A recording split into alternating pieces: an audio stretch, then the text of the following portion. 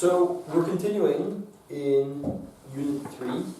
We're going deeper into the prohibition of gaining benefit from the Goy's Melacha that was done for a Jew on Shabbos. Unit 2 discussed when I said that very definition I gave just now, when I said for the Jew's benefit, for the Jew's sake, what does that actually mean? Right? We discussed whether presence or awareness or acquaintance or right.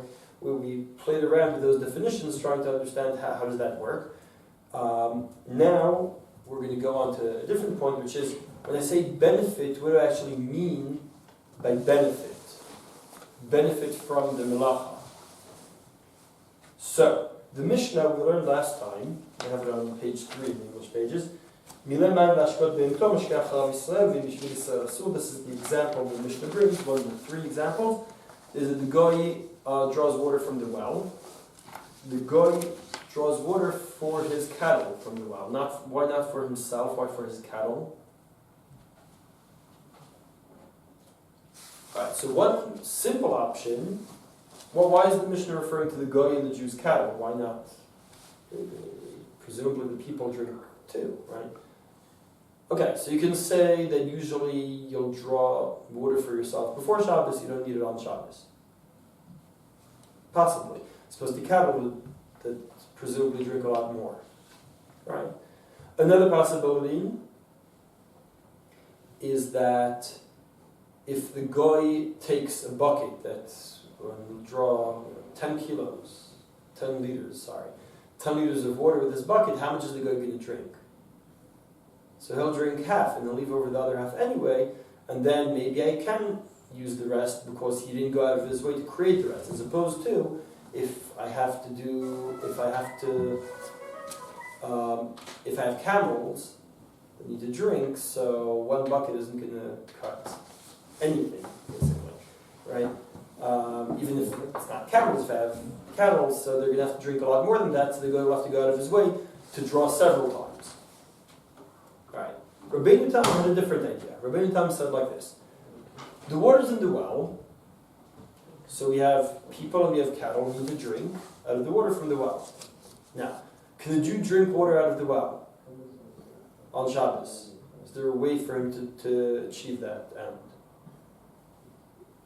There are solutions, right? There are means by which the person can reach the water. He can climb in, or possibly he might even be able to draw water from the well without carrying Mirsha the Rashut. If there's a vessel there, he could lean over and not have to carry Mirsha the Rashut and just drink directly from the well. The cow can't do that, right? The cow can't climb into the well. Maybe I can hook the cow up on something like that. Doesn't sound very feasible. The cow can't.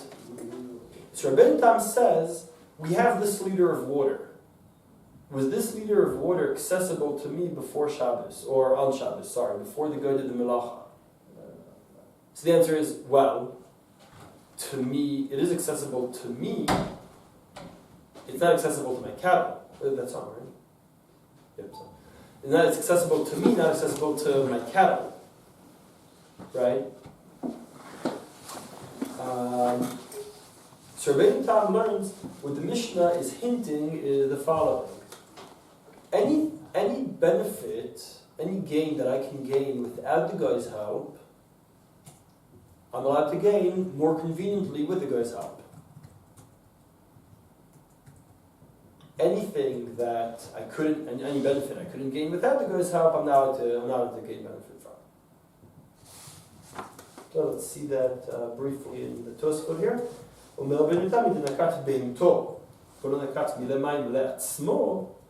משמע דווקא להשקות בהמתו אסור, משום שלא יכול להביאה, בהמה, לתוך הבור. אבל עצמו שם, מטפס ועולה, מטפס ויורד. Now, the Rosh raises an interesting question about this Rabbeinu Tam. So, the Rosh raises an interesting question about this Rabbeinu Tam. Rabbeinu Tam as follows: קשה מנר הדלוק במסיבה. דאסרינן ברוב ישראל, עד אם היה נר דלוק במקום אחר בבית, כיוון דישראל היה יכול ללך ולהשתמש לאור אותו הנר שמותר לשמש לאור נר זה, והלאה מסתבר כלל. Says the Rosh, the guy lit candles in the hall, in the great hall, and then all the Jews can come, and then everyone can come eat there. Elamai, most of the beneficiaries of this light are Jews, so they're not allowed. Says the Rosh, wait, so what are they going to do? They're going to eat in the lobby instead. So ultimately, they're going to have the same benefit that they had without the guy. They're all going to sit together, have a Shabbat Suda, sing Zmirot Shabbat, all be together. So it'll be in this room, they'll be in that room. It makes no difference. They're going to gain the same benefit, right? So in that case as well, I could have achieved the same. I could have achieved the same benefit without the guy's help. So according to Rabbeinu Tam, that should be okay. Now, are these two cases exactly the same? Obviously not exactly the same, but... No, you're talking about a different light, and it's not the same effect, whereas with the well, you're saying that you could drink the same water. So it's allowed. It's still a benefit. I didn't need to climb all the way down and climb all the way up. Sorry? I didn't need to climb all the way down and climb all the way up. It's a benefit. I got the water brought to me directly. Wait, so hold on. There are two different things going on. Joseph is questioning Rabbeinu Tam's principle. He says I didn't gain anything. Of course, I gained a lot. I don't start having to climb in my suit. Same thing with light. Against thing. I didn't need to schlep my whole table from this room to the other room to, I still gained. Oh, so you want to say it's the same thing? Yeah. Both of them you get some kind of indirect benefit. You don't get the whole essence of the benefit, but you are getting still some indirect benefit. I've got it or some. If I understand, so I'll start. Okay, so Yaakov's saying, wait, hold on. You can't compare the two cases because the Rabbeinu Tam is talking about a liter of water. And the question is this liter of water accessible to my throat? As you hear, I'm a bit hoarse. I'm a bit slightly sick. Just a bit of a sore throat. Nothing terrible. Baruch Hashem. Can this water reach my throat? That's the question. The answer is yes. I can climb down and drink. Alright, so I can also stay outside and drink. It's the same liter of water that will reach my throat. The same physical molecules will end up going through my throat. Right? So that's all the same. Now, as opposed to when we're talking about will I be able to use this hall, the answer is no, it's dark. Yeah, but I can use another hall. Okay, fine, go ahead. But this hall is dark. I won't be getting the benefit of this hall. I'm not going to enjoy this hall if he doesn't turn it on. Suppose I will enjoy this water. Says Joseph, wait, but ultimately what am I trying to benefit? What is the bottom line benefit? I'm not enjoying the walls of this hall. The point is to have the Suda or whatever it is. Or whatever we're trying to do there. So we'll have it here, we'll have it there. It doesn't, so based on that principle, as long as I end up benefiting in the same way, as long as I end up enjoying Shabbos just as well, just as much, so it doesn't really matter. Now what's interesting is that the poskim read this Rush in two different ways. I found it very interesting. The Olat Shabbat brought in the Magen Avraham here, because I couldn't find the original Olat Shabbat, unless we only have parts of Olat Shabbat. The Olat Shabbat writes like this. See in the Magen Avraham, כתב Olat Shabbat, לפי רבי תם, אם יש נהר תוך התחום, אף אם מביא הגוי מים מבור שהוא רשות היחיד לרשות הרבים, מותר להשקות בהמתו, משום דעה היא בעיה אם משקה אותה מהנהר, ורעייתו מהראש. I'll explain. Olat Shabbat says like this. The way the Rosh learned Rabbeinu Tam, if you have water at home, you're allowed to use the water the Goy brings. Or if you have water at your next door neighbors, they'll be happy to give you. Or you just have a stream. With the rain now, I think everyone has a stream in their name. You have a stream that your cattle can drink from, and the Goy brings water from somewhere else, you can use that water as well. Why? Because you have a stream, so he wasn't. There's no new benefit that wasn't there earlier, that wasn't there previously. Now, you might say, are you sure this is what Rabbeinu Tam said? And the answer is yes, because the Rosh said so. That's very interesting. How did the Rosh say so? Because the Rosh said, if I have water in that, if I have light in that room, I should, according to Rabbeinu Tam, I should be allowed to enjoy the light in the other room. Now, so last Shabbat was taking the Rosh seriously. In other words, it seemed to me that the Rosh was being facetious. And the Rosh was saying, in that case, it would be very hard-pressed to find anything that you're not allowed to enjoy, because there's always another way of enjoying Shabbos. So if I can't use this room, I can use a different room. In Mela, I can use this room as well. How far are we going to go with this? Let's say our electricity goes off on Shabbos. So now I don't have light, I don't have heat. Okay? A few weeks ago, one of our neighbors, their electricity,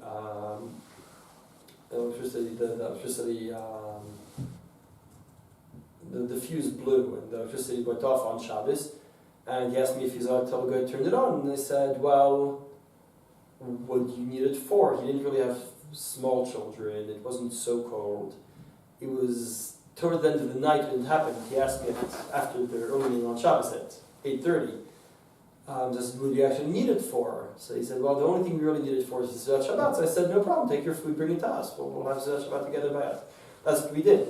So what he could have said according to Rabbeinu Tam is, oh, if I can enjoy my Seudat Shabbat, my hot food that I'll put on your plata, and the light that you have in your house, maybe I can also tell the guy to do it in my house, right? By that principle. Because I have light and food that and hot food I could enjoy. You already made a jump, and you said before, you saying from the Ramon that we quoted before that the Chatchila you continue to get. I stand corrected. But he would be allowed to hint to the guy. Right? Yeah. Or if the guy did it, he wouldn't have to leave his home anyway. But the Chor would be allowed to hint to the guy, right? Once he can gain the benefit in any other way, this would be considered a new benefit. Because this hot food, not only any of it, this hot food, he'd be able to enjoy it in his own house. This hot food, he'd be able to enjoy it in my house, which is actually what happened. Since he was able to enjoy the hot food in my house and the light in my house, he should have been allowed to do it in his own home as well, right?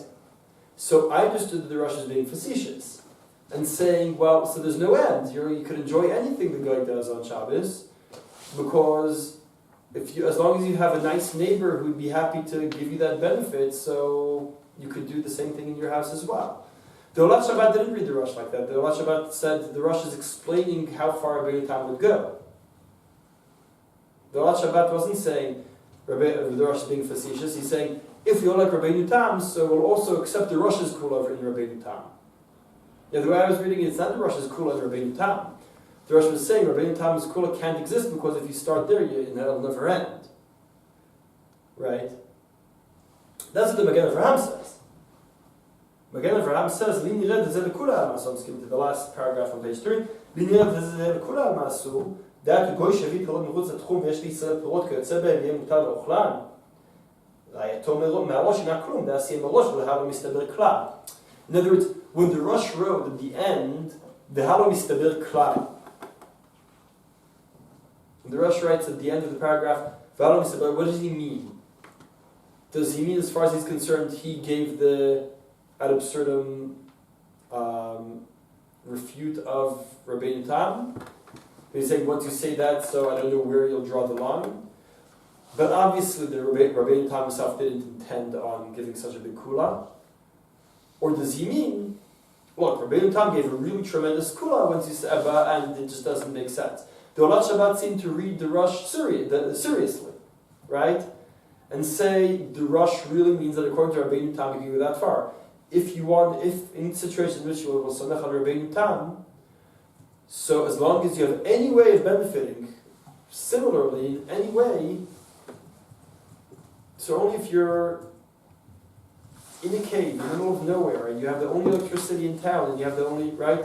Only in that case would you not be allowed to enjoy the Goy's Melacha, right?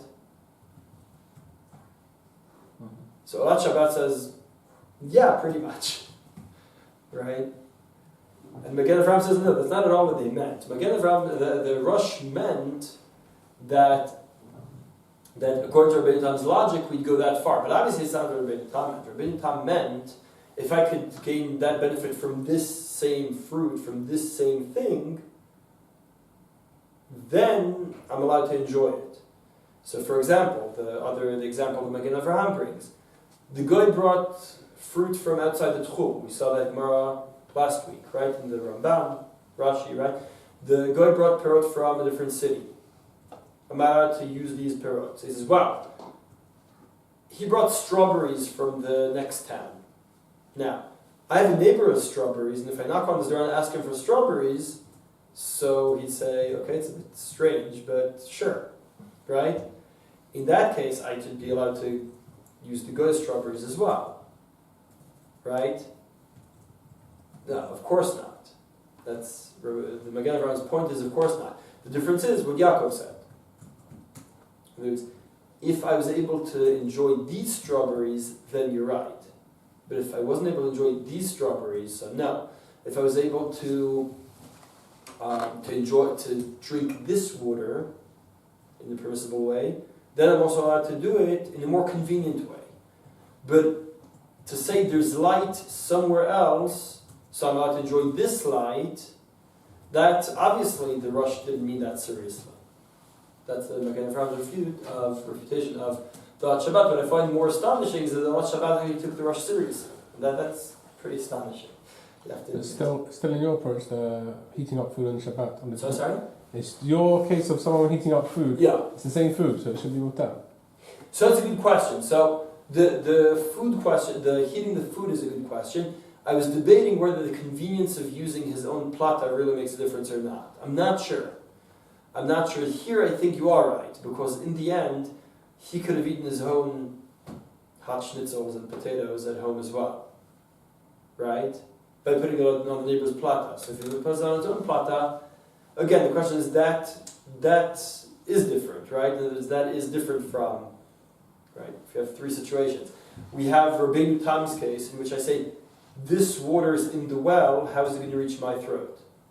Well, there are a few methods, but ultimately I'll enjoy this water. We have the extreme case in which I say there's light in that room, so why should I be able to use the light in this room? Because there's light somewhere else, so what's the difference? That's the Russia's case, that Shabbat took seriously, but the Magen Avraham, Magadim, didn't say, no, it doesn't, that's not right, that's not what they mean. That's not what Rabbeinu Tam meant, obviously. And Joseph says, what about the middle ground? What about if heating up the food? I have my food, I have other means of heating up. And ultimately I'm enjoying my own food. It's the same food. Here, l'chora, you're right. Here, Rabbeinu Tam would agree. I think you are right. In this case, Rabbeinu Tam would agree. Now, the difference, you're right. So in the story I told before, in that case, Be'emet, the food wasn't an issue. The only issue was the light, the heat, right? Which they'd rather enjoy their own light, their own heat, and not the Daniel's light and heat, right? So in that case, right, as opposed to the foods, so you schlep it a bit more. L'chor, schlepping the food from here and back, to there and back, wouldn't be very different from going into the well and drinking there, or just drinking over the well, right? The Seder.